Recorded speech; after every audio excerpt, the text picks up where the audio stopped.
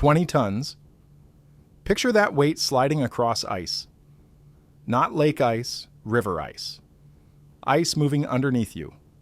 Ice with current beneath it weakening it from below. Ice that could crack open and swallow 20 tons of white pine, 4 horses, a sleigh worth $600, and 3 men before anyone could even scream. The year was 1885, and this wasn't unusual. This was Tuesday in northern Michigan. This was how America moved entire forests to market before trucks, before railroads reached the timber, before anyone understood the physics of what they were attempting. They turned frozen rivers into highways. They stacked logs on the ice all winter. Then when spring came, they'd break open those same rivers and ride the flood downstream with 1 million board feet of timber churning through rapids that killed men by the dozens. It was a double transport system that required winter and spring, ice and water, precision and chaos. And it worked until it didn't. And when it didn't work, people died in ways that made newspapers stop printing the details. Northern Wisconsin, December 1890. The temperature has been below zero for 3 weeks straight. The rivers, the Chippewa, the St. Croix, the Wolf, have frozen solid. Not just surface ice. 18 inches of solid ice, thick enough to support horses, men, and loaded sleighs carrying weights that would crush any summer road. The logging camps have been operational since November. Sawyers have felled thousands of trees. Swampers have cleared trails. Now comes the critical phase, moving those logs from the cutting sites to the river. Not onto the river, to it. Because come spring, when the ice breaks and the water rises, those logs need to be waiting on the riverbank, ready to ride the flood downstream to the sawmills 50, 80, sometimes 100 miles away. But first, you have to get them there. And the only way to do that in December, when you're 10 miles from the nearest river through terrain with no roads, is to build roads out of ice, on top of rivers that are frozen, but still moving underneath. Here's what most people don't understand about frozen rivers. They're not like frozen lakes. Lake ice forms evenly. The water underneath is relatively still. You can predict behavior. River ice is chaos pretending to be solid. The current never stops. Water flows beneath the ice at 2 to 4 miles per hour, constantly eroding from below. The ice doesn't form evenly. Rapids create thin spots. Springs feeding into the river prevent freezing in sections. Rocks and logs under the surface create eddies that undermine the ice without any visible warning from above. You could have 18 inches of solid ice strong enough to hold 40 tons. Then 10 feet away, 6 inches of rotten ice that won't support a dog. The only way to know the difference is to drill test holes every 100 feet, and hope you don't drill through a weak spot and discover it the hard way. The logging companies knew this. They'd lost enough horses, enough men, enough loads to understand the danger, but they did it anyway because there was no alternative. The timber had to move. Winter was the only time it could move. And frozen rivers were the only highways available. So they developed a system. A brutal, dangerous, precisely choreographed system that required reading ice, predicting weather, and gambling with lives on every single day. The process started in November, as soon as the rivers froze hard enough to support a man's weight. Ice checkers, men whose only job was to assess ice conditions, would walk the entire planned route. They'd drill holes, measure thickness, mark weak spots, identify where the current ran fastest, and ice would be thinnest. They'd map springs, rapids, bends where ice built up unevenly. This information determined where the ice roads would run. Then came the road builders, teams of 50 to 70 men with axes, grub hoes, and horse-drawn plows. Their job, create a 30-foot wide corridor on top of the frozen river, cleared of snow, reinforced with additional ice, maintained constantly for the entire winter. They'd start by scraping snow off the frozen river surface with horse-drawn scrapers. Snow insulates ice on slowing its growth. Remove the snow and the ice thickens faster. A cleared section could gain 3 to 4 inches of thickness in a single cold week. Then came the flooding. Water tankers, barrels mounted on sleighs, filled from holes cut in the ice, would spray water over the cleared route. At 20 below, it froze almost instantly, layer after layer, an inch at a time, building the ice road thicker, smoother, stronger. The best ice roads had 24 to 30 inches of total thickness. That could theoretically support loads up to 50 tons. Theoretically. But theory meant nothing when the current underneath weakened a section, or when a warm day above freezing softened the top layer, or when the weight of a loaded sleigh created a deflection wave that propagated through the ice and cracked it somewhere the road builders hadn't reinforced. The roads required constant maintenance. Every night crews would flood them again. Every morning they'd inspect for cracks. Where loads went over hills, they'd scatter hay to slow descents. Where the ice road crossed from the river onto land, they'd build up approaches to prevent jarring transitions that could crack axles or injure horses. A single ice road operation in northern Minnesota employed 120 men just for road maintenance through a 4-month season. That's 120 men working every day to keep 40 miles of river ice safe enough to haul timber. Some winters it worked perfectly. Other winters, the river killed a dozen men before anyone realized that sections shouldn't have been used at all. Here's the part that makes it truly insane. They weren't just using these ice roads to transport logs. They were using them to stockpile logs on the ice itself, millions of board feet of timber stacked directly on the frozen river waiting for spring. Imagine it. You're standing on the frozen Chippewa River in February 1895. The ice beneath your feet is 2 feet thick, strong, reliable. You've walked it every day for 2 months. Now picture 50,000 logs stacked along both banks of the river. Some piles are 20 feet high, 30 logs wide, hundreds of feet long. Each log weighs half a ton to a full ton. The total weight on this section of river ice exceeds 10,000 tons. And it's all sitting there, waiting. When spring comes and the ice breaks, these logs will ride the flood to the sawmill. That's the plan. That's the brilliance of the system. Use the ice as a road all winter. Then use the water as a conveyor all spring. It's elegant. It's efficient. It works. Until the ice breaks early, or the spring thaw comes late, or the weight distribution isn't balanced properly and the ice fails under the load before spring even arrives. Wisconsin, March 1892, a logging operation on the Black River had stacked 80,000 logs on the ice, ready for the spring drive. The weather had been cold, well below zero, all through February. The ice was solid, inspected daily, pronounced safe. Then on March 15th, the temperature hit 45 degrees. Just one day.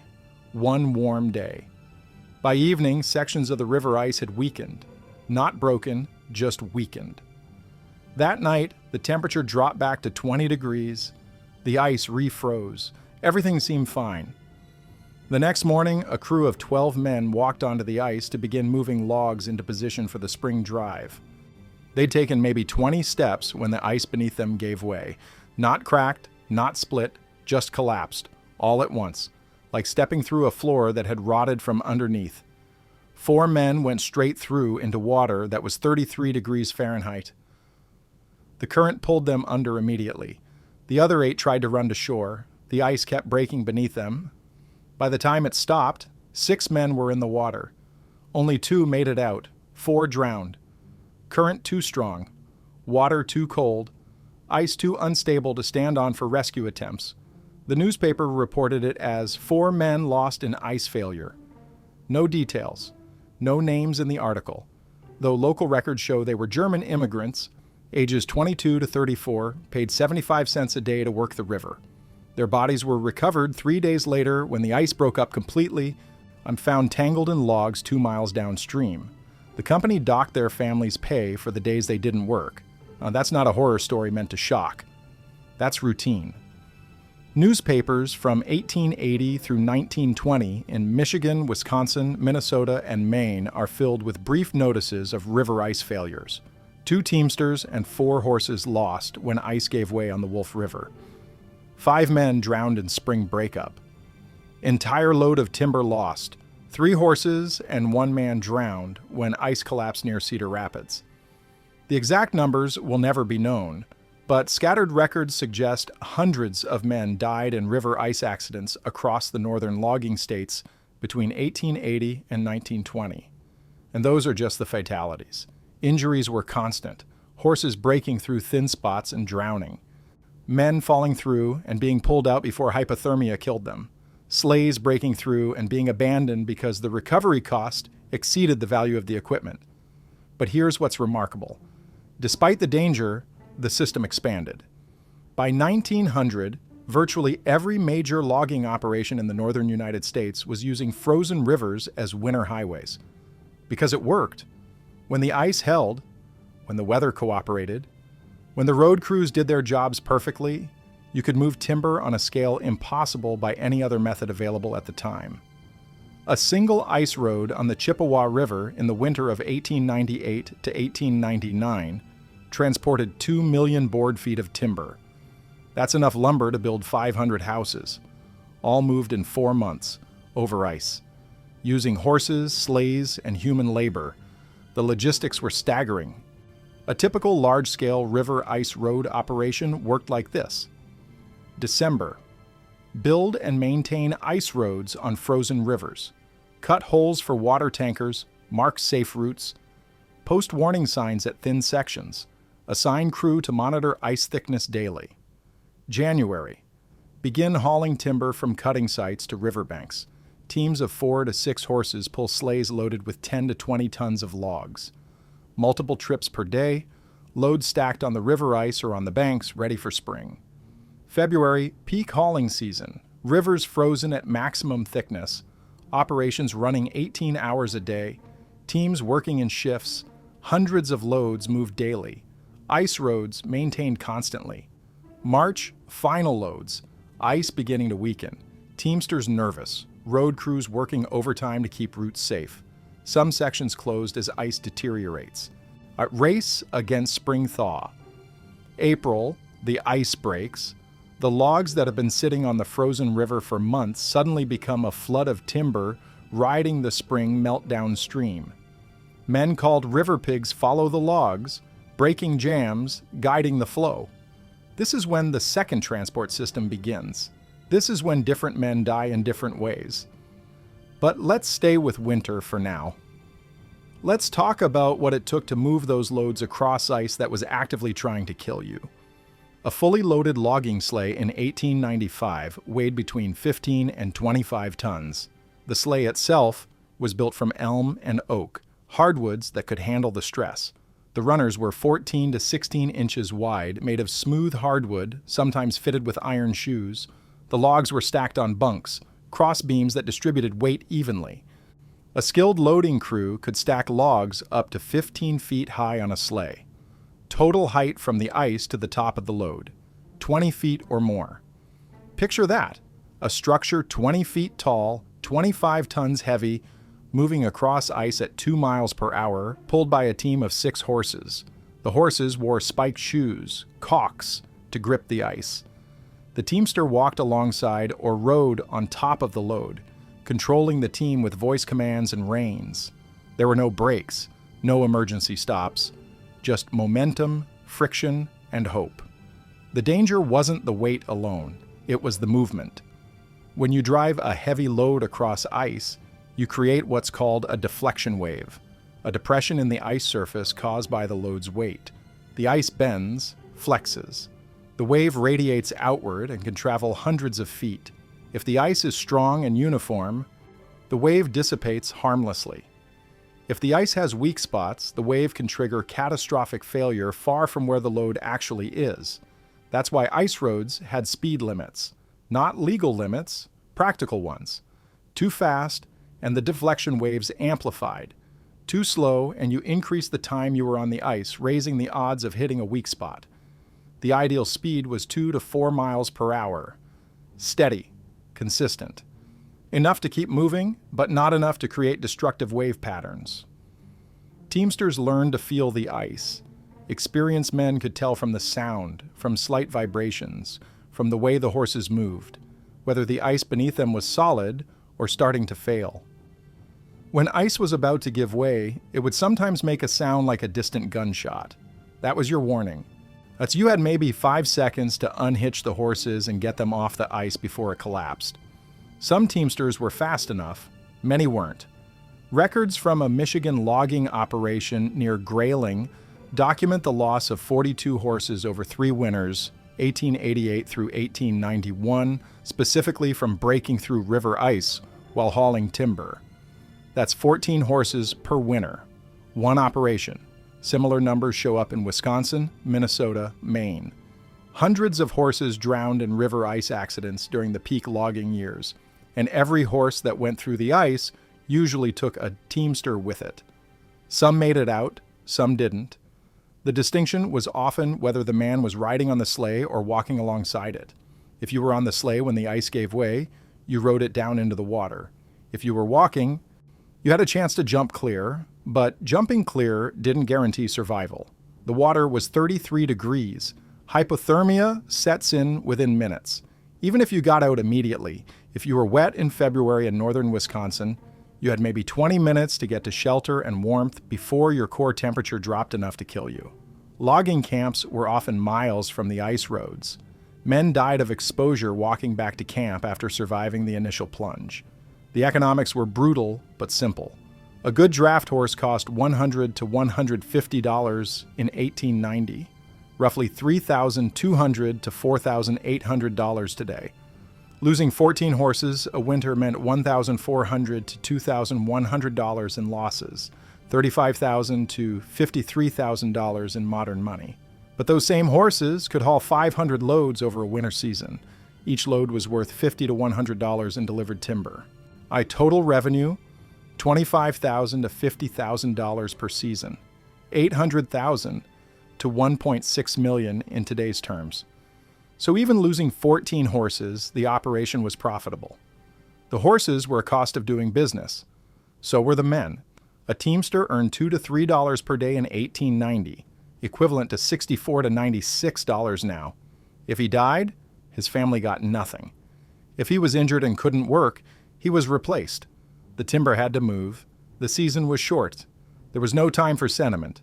This wasn't cruelty for its own sake. It was the industrial logic of an era when labor was cheap, safety regulations didn't exist, and everyone from the company owners to the workers themselves understood the equation. Risk your life for a wage that lets you survive. Or starve. Those were the options. Now here's where it gets worse. The frozen river ice roads were just the first part of the transport system. The whole point of stacking logs on the frozen river all winter was to set up for the spring drive. The river pigs, the log jams, the drownings, the chaos of 1 million board feet of timber riding a flood through rapids that could shred a boat. This is where the two transport systems intersect. Winter and spring, ice and water, different dangers, same men, higher death tolls. When the ice broke up in April, and it always broke up, sometimes slowly, sometimes catastrophically, those stacks of logs sitting on the river didn't just float away peacefully. They slammed together. They formed jams. They rode the current like missiles. And men had to be there, on the logs, with peaveys and pike poles, guiding them through. The worst part about the spring drive was that it couldn't be predicted. You never knew when the ice would break. It depended on weather, river conditions, how much snow had fallen that winter. Some years, the ice broke gradually over 2 weeks, plenty of time to prepare. Other years, it went all at once. A warm rain in late March combined with snowmelt could raise the river level 5 feet in 24 hours. The ice would lift, crack, and disintegrate, and suddenly you had logs that had been safely stacked for months now becoming a chaotic mass of timber crashing downstream at 5 miles per hour, destroying everything in its path. If you were unlucky enough to be on the ice when it broke, you had 3 options. Ride it to shore and hope you made it before the ice piles collapsed, jump into the freezing water and swim, or go down with it. None of them were good. Men died all 3 ways. A log drive on Michigan's Au Sable River in April 1890 started when the ice broke unexpectedly during a rainstorm. The crew wasn't ready. They'd planned to wait another week, but the river decided otherwise. Within hours, the logs were moving.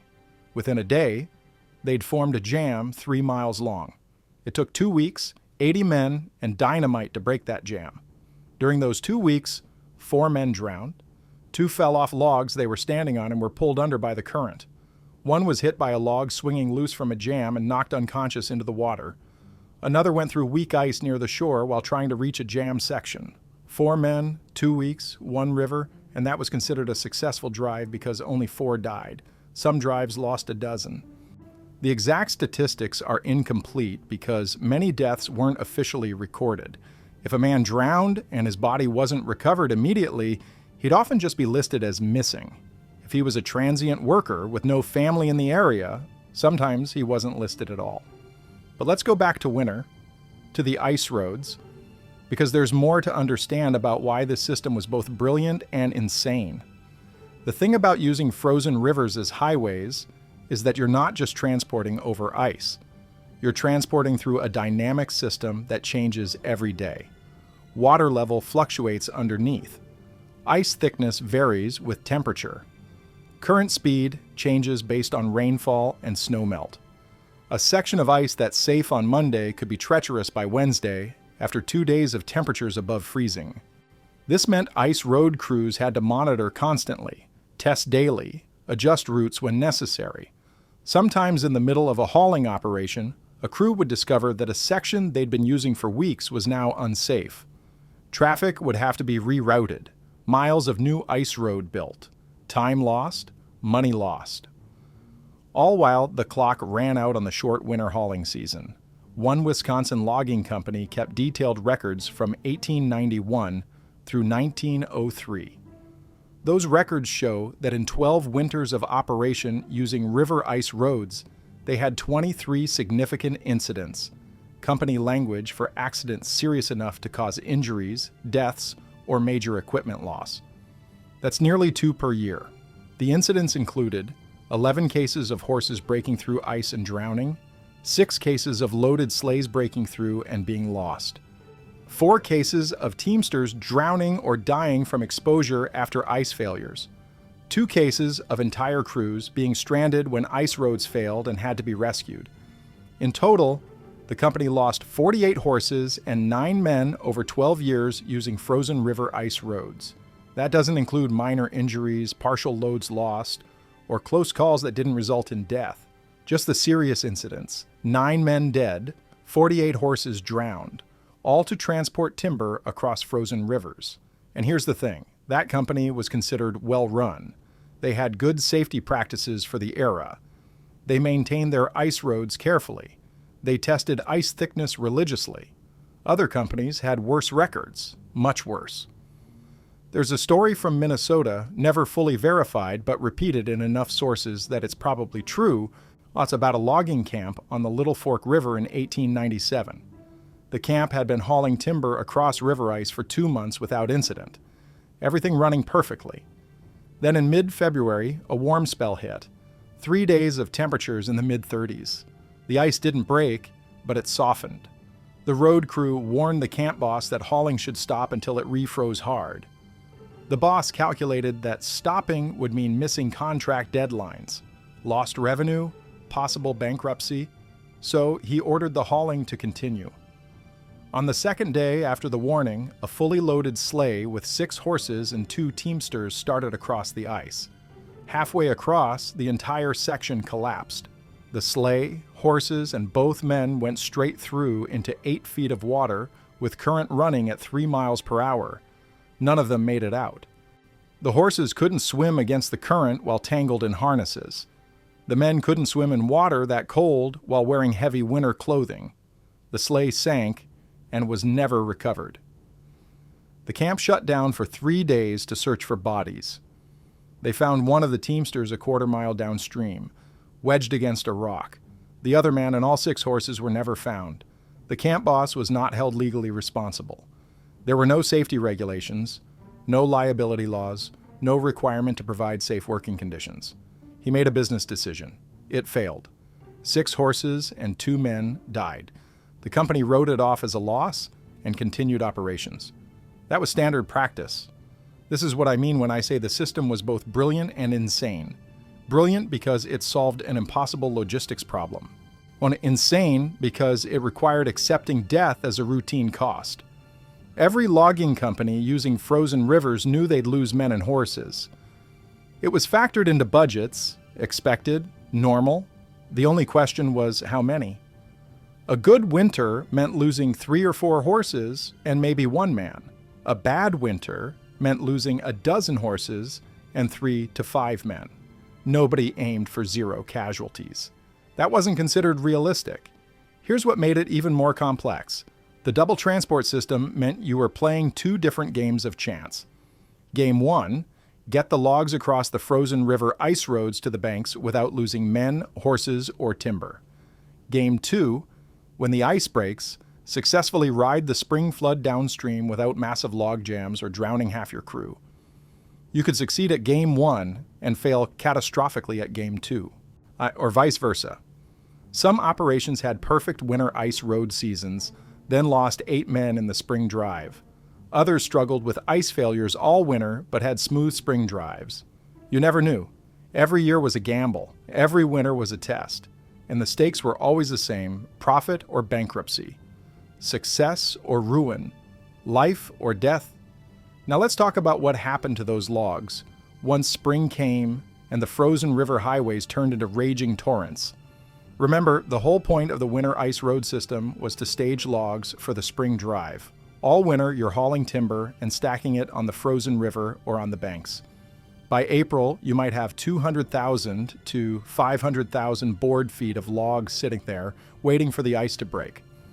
When it breaks, and this is critical, the logs don't just float away calmly. They surge. The spring melt raises water levels dramatically. The current speeds up, and suddenly you have thousands of logs, each weighing half a ton to a ton, being swept downstream at 5 to 8 miles per hour through rivers filled with rocks, rapids, sharp bends, and narrow channels. This is what the river pigs were for. These were the elite workers, men who could run across floating logs in white water, who knew how to read jams, who could plant dynamite and get clear before it exploded, who accepted drowning as a likely outcome of their career choice. They earned $3 to $5 a day during the spring drive, double or triple what other logging workers made. They earned it. A river pig's job started when the ice broke and the logs began to move. The crew would follow the log drive downstream. On some in bateau, flat-bottom boats, some literally running across the tops of the floating logs, using peavies for balance and propulsion. Their primary task? Prevent jams. Because jams were the killer.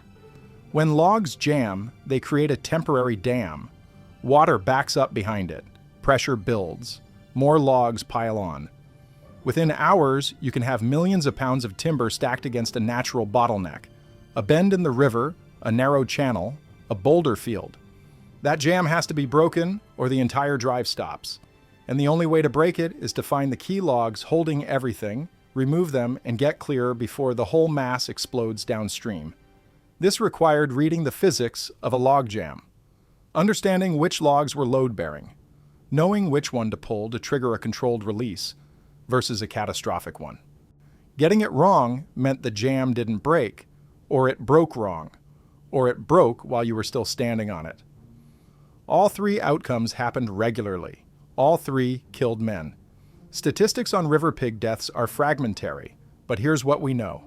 In Maine, newspaper archives from 1885 through 1920 document at least 80 deaths directly attributed to log drive accidents, mostly drownings, some from being crushed by logs.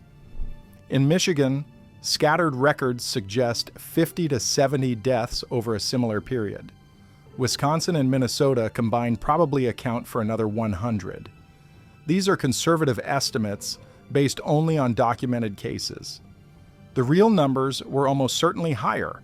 Many river pigs were transient workers, men who moved from drive to drive, had no permanent address, no families in the area. If they drowned, their bodies might not be recovered for days or weeks. By the time someone noticed they were missing, the drive had moved on. Some men just disappeared, listed as missing, never confirmed dead, never confirmed alive. Just gone. One of the most detailed accounts comes from the 1902 spring drive on Wisconsin's Chippewa River. A crew of 40 river pigs followed 300,000 board feet of timber from the upper Chippewa down to the mills at Chippewa Falls, a distance of about 60 miles. The drive took 8 days. During those 8 days, the crew broke 11 major jams. They used dynamite on 4 of them. They lost 2 men. The first death happened on day 3. A jam had formed at a narrow channel called Cedar Rapids. The River Pig crew identified the key logs and began working to remove them. One man, unidentified in the records only as Swede Peterson, was standing on the jam using a peavey to shift a log when the jam broke prematurely. The whole mass, estimated at 50,000 logs, shifted at once. Peterson tried to run to shore across the moving logs. He made it about 30 feet before a log rolled under him. He fell. The current pulled him under. His body was recovered 2 days later, 5 miles downstream. The second death happened on day 6. Another jam, this one at a location called Devil's Elbow, a sharp bend in the river where logs routinely piled up. The crew decided to use dynamite. They planted the charge, lit the fuse, and ran. Everyone got clear except one man, Irish Mike. Again, that's the only name in the records. Mike either didn't hear the warning or misjudged the fuse timing. He was still on the jam when the dynamite exploded. The blast killed him instantly.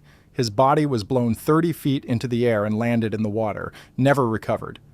The crew held a brief memorial that evening, drank whiskey in his honor, and continued the drive the next morning.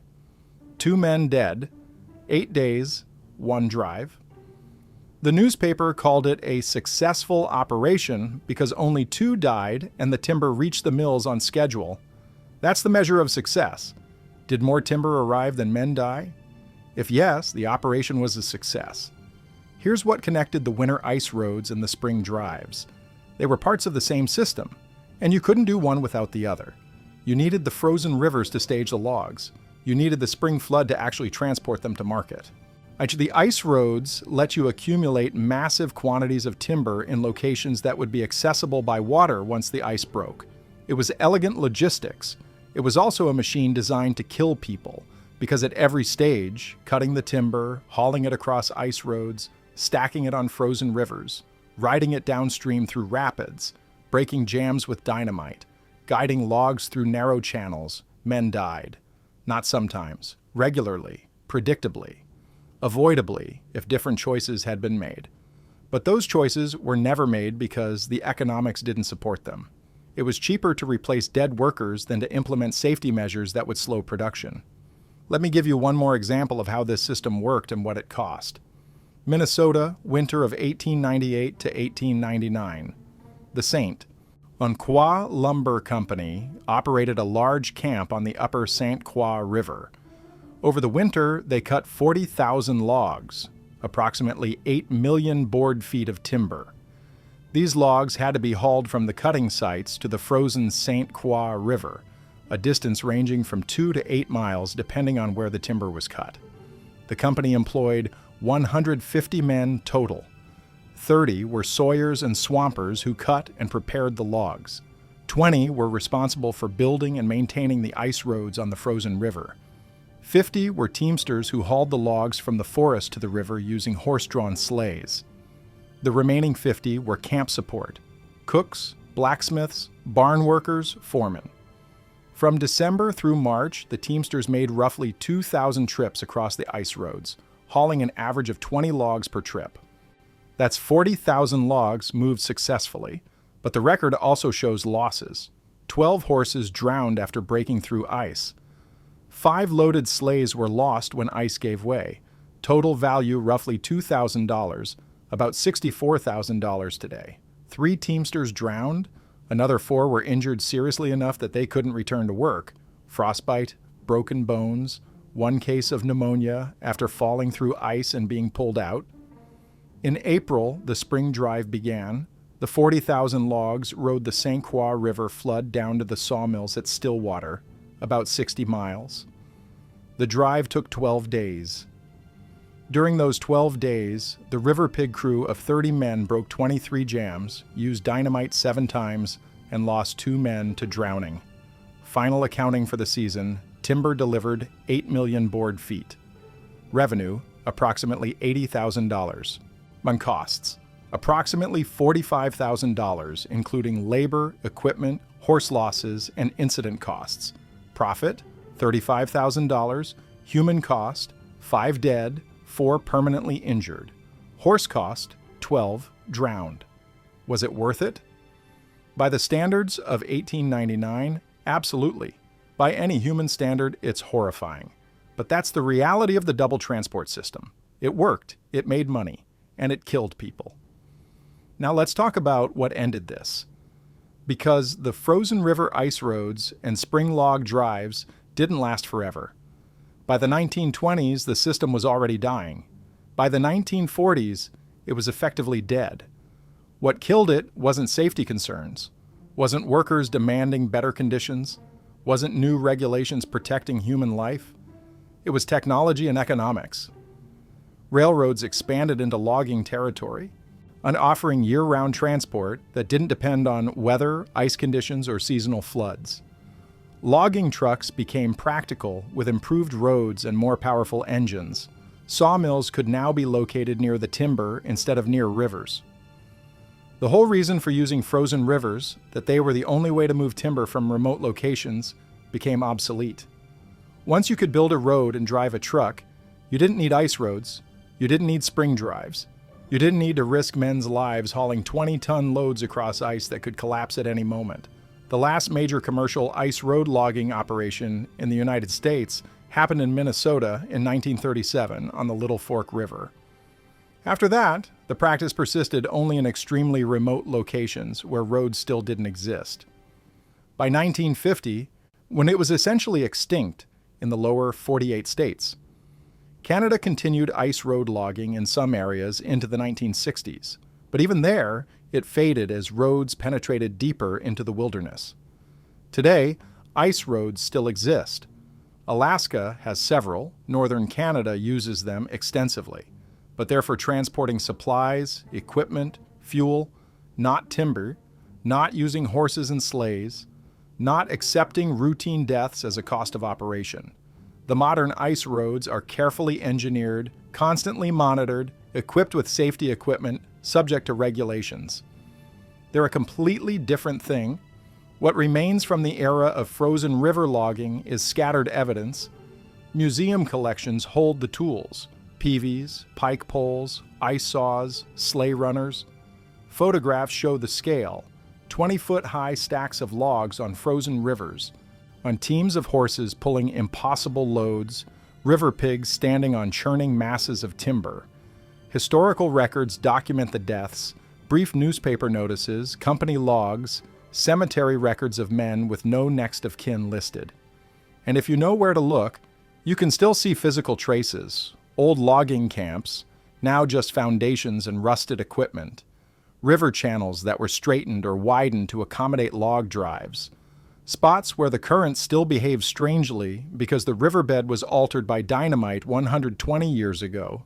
The ice roads themselves left no trace. They melted every spring. The logs left no trace. They were milled into lumber that built cities, houses, barns, most of which no longer exist. What remains is the knowledge that this happened, that for roughly 60 years, America moved entire forests across frozen rivers using a system that required accepting death as routine, that hundreds of men, mostly immigrants, mostly young, mostly poor, drowned or froze or were crushed moving timber from wilderness to market. That we built an industry on their bodies. If you have family stories about logging, about working the ice roads or running the spring drives, about men who died on frozen rivers or survived to tell about it, those stories are important. The official history is incomplete. Company records are sparse. Newspapers covered only the biggest incidents.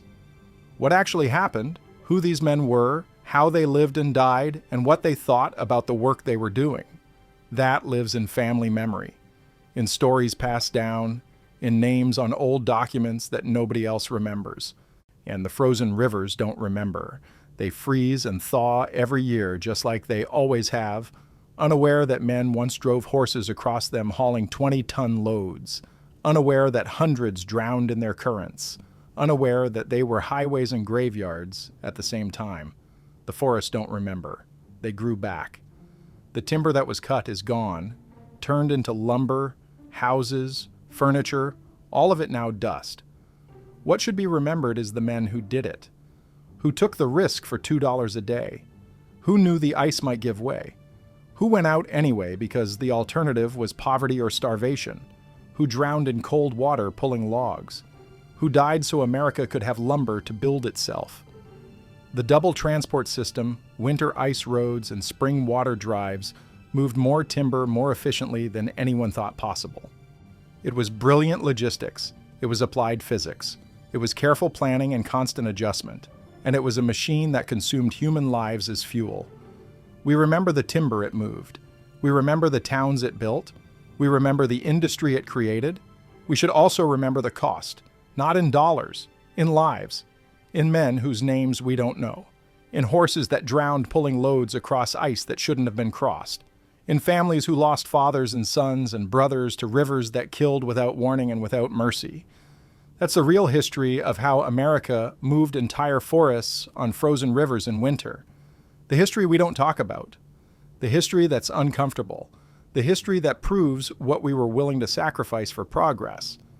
The frozen rivers are still there. They still freeze every winter. They still thaw every spring. But nobody uses them as highways anymore. Nobody stacks logs on them. Nobody dies on them. At least, not the way they used to. They're just rivers now, cold in winter, wet in spring, indifferent to the men who once bet their lives on the strength of ice and lost.